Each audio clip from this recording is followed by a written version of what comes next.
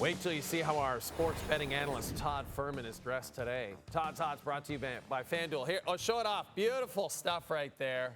That's like from the WHA days. When you were a youngster, you bought that at a Hartford Whalers game in the old WHA. Isn't that right? Those were actually the days where your helmet was more of a fashion statement than providing any real protection from a concussion should you land on your head, back in the glory days of what was a much more wide open style of hockey. It's true. Well, Winnipeg Jets, they'll play any style of hockey that doesn't involve them giving up 12 goals over the last two games. Connor Hellebuyck pulled the last two games. The series now heads back to Winnipeg Wednesday for Game 5. Considering Hellebuyck's playoff history, are you still surprised to see them in this position? Do you see them overcoming these last two losses and still winning this series? I mean, look, if I was a Jets supporter, Jay, I'd be extremely nervous right about now because we knew one thing about the St. Louis Blues coming into this playoffs. They were one of the hottest teams in the league down the stretch.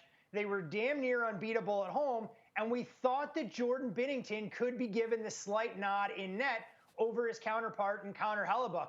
Lo and behold, here we are sitting in a best of three essentially now, and all the pressure in the world on the Jets.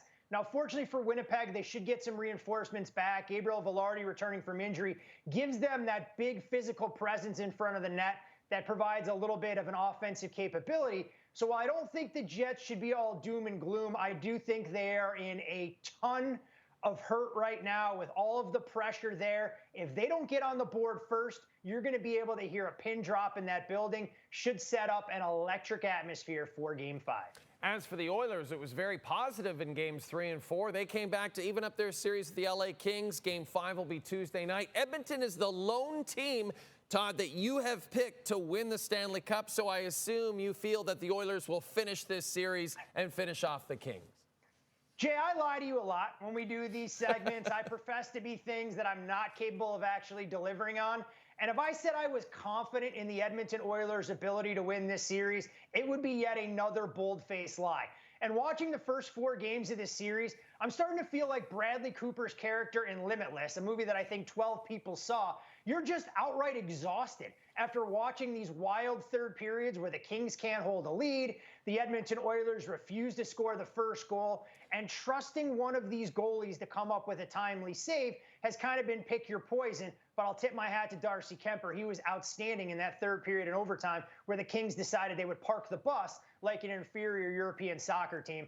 I have no idea what's going to transpire. I'm not jumping off the Oilers bandwagon right now, but it's a friendly reminder that when you have the 2 best players in the series, it may not matter how many other deficiencies you have on the roster, that to beat the Oilers, you're going to have to go out there and stomp the life out of them. Should be, again, a great atmosphere in Game 5 at Crypto and what I'll call a must-win for the Kings, because I still believe even if the Oilers lost Game 5, they could win Game 6 and Game 7 in advance. Let's talk about the Ottawa Senators and Montreal Canadiens, both down 3-1 in their respective series. Are you giving either of those teams a chance to come back, Todd?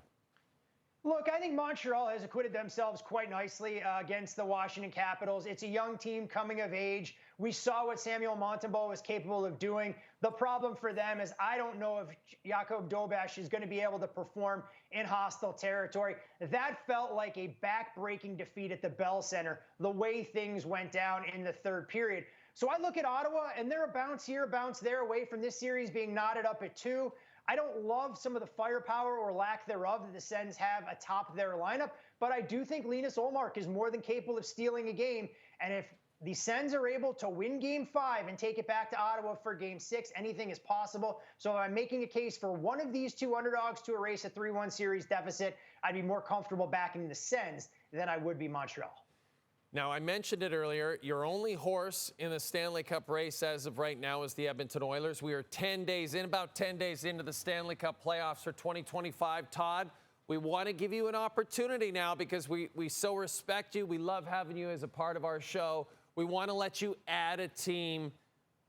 Are you going to do that? Look, Jay, I give you credit. I mean, there's a reason you're an award-winning broadcaster. You're telling me I'm backing one horse the week of the Kentucky Derby. So I'm going to give you a golf clap, whether that was intentional or not. Kudos to you. But I am not going to back another horse.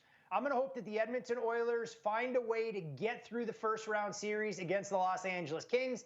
And when the board happens to reset, we'll have some opportunities to figure out if there's a team or maybe two that offers a little bit of upside and opportunity. But I'm also of the mindset there's a good chance the next time we chat that the Edmonton Oilers are 1-2-3 Cancun if they can't get a timely stop or two from Cal Pickard in net. You heard it there from our friend Todd Fuhrman, our sports betting analyst who wears an Old Navy shirt better than anybody I've ever seen.